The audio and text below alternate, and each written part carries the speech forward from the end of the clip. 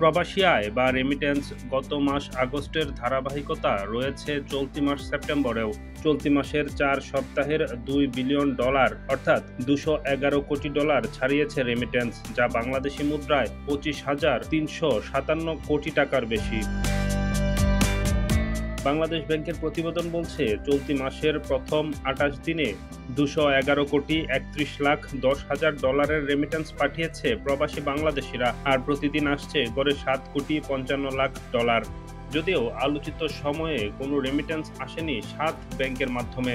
আলোচিত সময়ে রাষ্ট্রায়ত্ত ব্যাংকগুলোর মাধ্যমে $58,65,00,000, বিশেষায়িত একটি ব্যাংকের মাধ্যমে $9,26,00,000, বেসরকারি ব্যাংকগুলোর মাধ্যমে $142,86,70,000 এবং বিদেশি ব্যাংকগুলোর মাধ্যমে এসেছে $53,00,000 বেশি রেমিটেন্স।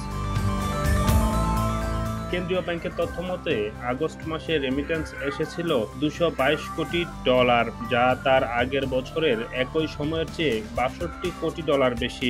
গত বছরের আগস্ট মাসে এসেছিল প্রায় $160 কোটি রেমিটেন্স। ডেস্ক রিপোর্ট, নতুন সময়।